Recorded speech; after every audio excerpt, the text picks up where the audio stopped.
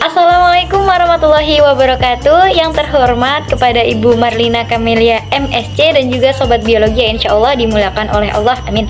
Di sini kami dari kelompok 4 dan saya merupakan perwakilan untuk pembuatan video. Jadi kami izin memperkenalkan diri terlebih dahulu, teman-teman. Di sini di kelompok 4 terdiri dari saya Gelarista, dan kemudian ada Hanifa Marsha, kemudian ada Niko Okta Arniansyah, kemudian ada Diana Mutiara Muksin, dan yang terakhir ada Nida Lutfia Zahra. Nah, di sini kita sudah dibagi tugas, teman-teman. Jadi saya diamanahkan untuk pembuatan ekoenzim, yaitu salah satu produk yang dihasilkan dari judul yang akan kami ulas, yaitu tentang pembuatan pupuk cair dengan menggunakan bahan organik dan dicampurkan dengan bioaktivator, yaitu EM4, cairan EM4 ya teman-teman. Nah, kemudian untuk Hanifa dan Niko itu bertugas untuk membuat PPT untuk penjelasan, dan kemudian Diana dan juga Nida ditugaskan untuk membuat laporan dari hasil pembuatan ekoenzim. Baik teman-teman, seperti yang kita ketahui, kita akan membuat ekoenzim yang merupakan salah satu produk dari judul yang akan kita buat, yaitu pembuatan pupuk cair dengan bahan organik dengan ditambahkan bioaktivator atau EM4. Jadi sedikit penjelasan tentang bioaktivator ini, yang kita pakai adalah gula merah juga ya teman-teman, dan juga kulit buah-buahan tadi. Karena yang saya ketahui, yang kami cari dan kita gali informasinya, EM4 ini bisa kita buat sendiri teman-teman, dengan menggunakan kulit pisang dan juga gula pasir gitu. Nah, kita menggunakan gula merah karena di pembuatan ekoenzim ini kita akan memerlukan gula merah tersebut untuk proses pembuatan yang valid dan juga menghasilkan hasil yang terbaik. Kemudian saya izin menjelaskan sedikit teman-teman tentang apa sih itu pupuk organik cair. Jadi pupuk organik cair itu adalah sisa dari tanaman ya, atau kotoran hewan dan manusia yang dibusukkan. Kemudian tanaman tersebut atau kotoran tersebut memiliki kandungan unsur haranya itu lebih dari 1. Kemudian pupuk organik cair ini dapat dibuat dari berbagai macam sisa dari rumah tangga ya teman-teman. Contohnya seperti sisa sayur baru atau sisa sayuran basi, sisa nasi, sisa ikan, ayam, atau kulit telur bahkan, dan juga sampah buah seperti anggur, kulit jeruk, dan kulit-kulit buah yang lainnya gitu ya teman-teman. Nah, kemudian di pembuatan ekoenzim ini saya menggunakan atau kami menggunakan sisa sayuran dan juga sisa kulit buah yang masih segar teman-teman. Jadi kalau buah itu kan dikupas lalu dimakan buahnya saja, jadi kulitnya kita manfaatkan untuk pembuatan pupuk cair tersebut teman-teman. Kita masuk dalam pembahasan inti yuk. Nah, kita simak ya tentang pembuatan ekoenzim dan apa sih itu ekoenzim. Dalam video kali ini saya akan menjelaskan apa itu ekoenzim, bagaimanakah manfaatnya, dan bagaimana cara pembuatan ekoenzim. Sebelumnya, apakah teman-teman sudah tahu apa itu ekoenzim? Jadi teman-teman, ekoenzim merupakan sebuah cairan hasil dari proses fermentasi antara air, sisa kulit buah-buahan, sisa sayur-sayuran yang belum busuk ya teman-teman, dan dicampurkan dengan gula aren atau gula merah tebu. Lalu, apa saja sih manfaat dari ekoenzim? Jadi teman-teman, manfaat dari pembuatan ekoenzim ini sangat banyak sekali. Salah satunya, ekoenzim dapat menjernihkan atau memurnikan kembali air sungai yang sudah tercemar. Nah, selain itu, dapat dilihat ya teman-teman, saya cantumkan di dalam slide di atas. Bisa teman-teman baca dan juga dipahami. Lalu, kita masuk ke tahap pembuatan ekoenzim. Bagaimana sih cara membuat ekoenzim? Mari simak video selanjutnya ya teman-teman. Hal pertama yang harus dilakukan dalam pembuatan ekoenzim adalah menyiapkan bahan-bahan yang akan digunakan dalam pembuatan ekoenzim. Saya menggunakan sisa-sisa sayuran dan juga sisa kulit buah-buahan. Saya cantumkan dalam deskripsi ya teman-teman. Dan saya menggunakan air sebanyak 900 ml, sisa-sisa tumbuhan atau bahan organik 270 gram, dan gula aren seberat 90 gram. Itu adalah bahan-bahan yang akan kita gunakan dalam pembuatan ekoenzim. Nah, tadi kan belum dipotongin tuh teman-teman. Jadi, sebenarnya untuk kita memudahkan dalam memasukkan buah-buahan tersebut dan juga sayuran-sayuran ke dalam botol ini, kita harus memotong-motongnya terlebih dahulu menjadi lebih kecil. Nah, syarat dari penggunaan kulit buah-buahan dan kulit sayuran-sayuran ini adalah tidak boleh yang busuk ya teman-teman, ataupun tidak boleh yang sudah disayur karena sudah mengandung minyak teman-teman. Jadi tidak boleh digunakan kembali. Ini kita suwir-suwir ya teman-teman. Kita menggunakan pisau juga teman-teman.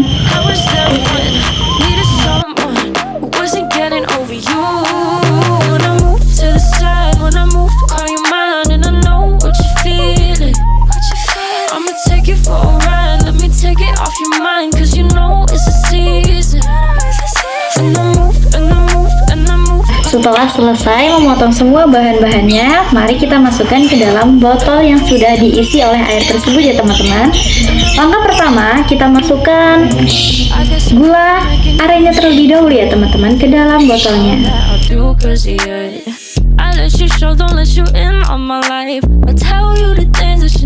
Nah, beginilah teman-teman penampakan air yang sudah dicampurkan dengan gula arennya. Kemudian kita masukkan satu persatu bahan-bahan yang telah kita potong-potong tadi ya. Ini kulit jeruk teman-teman, kita masukkan ya.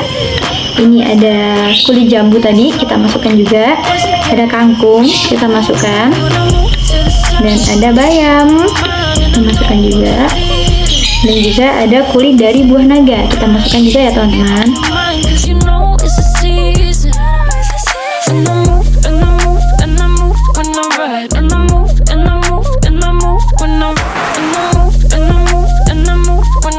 Ini adalah penampakan dari proses pembuatan ekoenzim yang sudah dimasukkan semua bahan-bahannya ya teman-teman.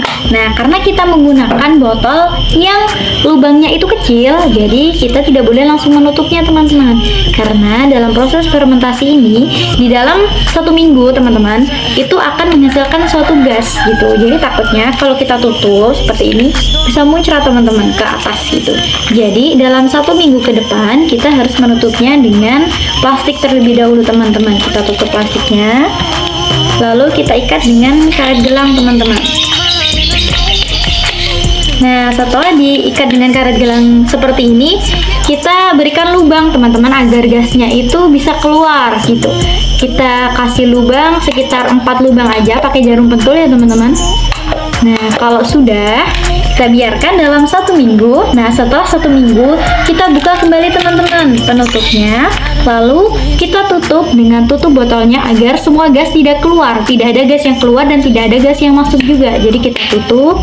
Nah, pembuatan ekoenzim sudah selesai teman-teman. Jadi kita tinggal tunggu saja selama 3 bulan untuk mendapatkan hasilnya.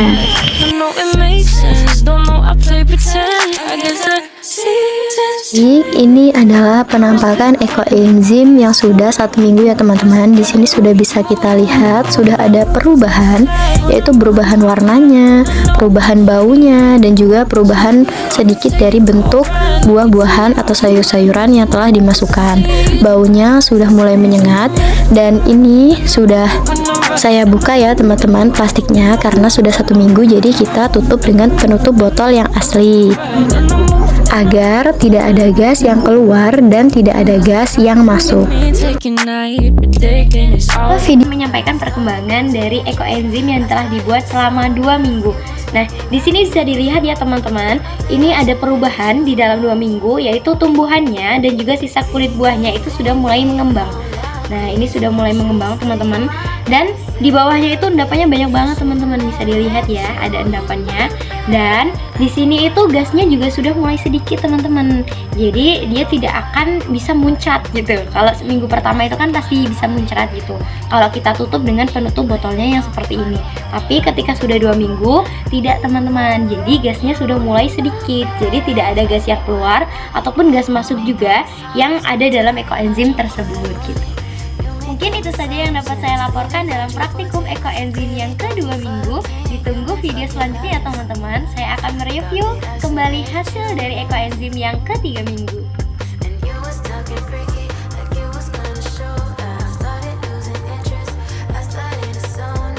Di sini saya akan mereview hasil dari ekoenzim di minggu ketiga.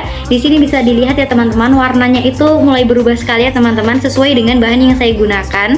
Dan di sini kita bisa lihat ada endapannya itu sangat banyak, dan di sini kita bisa review untuk baunya ya teman-teman. Ini boleh dibuka karena dibukanya boleh dimulai dari 1 minggu sekali sekarang karena udah di minggu ketiga gitu. baunya itu menyengat teman-teman, tapi tidak bau busuk ya teman-teman. Jika baunya busuk itu malah bisa mengindikasikan bahwa ekoenzimnya itu gagal. Nah, boleh dicatat ya teman-teman, untuk pembuatan ekoenzim ini di bulan pertama itu akan menghasilkan alkohol, dan di bulan kedua akan menghasilkan cuka, kemudian di bulan ketiga untuk daerah tropis itu bisa dipanen. Jadi teman-teman, saya juga akan mereview tentang jamur yang akan dihasilkan oleh ekoenzim. Jadi di sini ekoenzim akan menghasilkan jamur-jamur yang warnanya itu putih ya teman-teman. Jadi kalau jamurnya itu warnanya hitam, maka pembuatan ekoenzim itu bisa dikatakan gagal. Kemudian saya akan menunjukkan bagaimana cara memanen dari ekoenzim. Yang pertama, siapkan ekoenzim yang telah kita buat ya teman-teman. Kemudian siapkan saringan yang akan kita gunakan untuk menyaring ekoenzimnya, dan kemudian kita siapkan wadah untuk menyaringnya. Jadi langkah awalnya kita siapkan terlebih dahulu ya teman-teman wadah untuk meletakkan cairan ekoenzim yang sudah disaring. Kemudian letakkan saringannya di atasnya, kemudian tuangkan air ekoenzim yang telah kita buat ke atas saringan. Baik, kemudian kita bisa melihat ya teman-teman hasil dari penyaringan ekoenzim. Jadi tidak ada sisa kulit buah atau sisa sayuran yang masuk ke dalam cairan dari ekoenzim, karena nanti pemanfaatannya itu akan berbeda. Jadi sisa sayuran ataupun sisa kulit buah yang tidak dimasukkan ke dalam cairan tersebut tidak dibuang ya teman-teman. Kita bisa menggunakannya menggunakan pupuk organik teman-teman. Dan kemudian cairannya akan dimanfaatkan sesuai dengan komposisi dan juga prosedur penggunaan ekoenzim. Mungkin itu saja yang dapat saya sampaikan dalam minggu ketiga pembuatan ekoenzim kali ini dan juga cara pemanenan ekoenzim.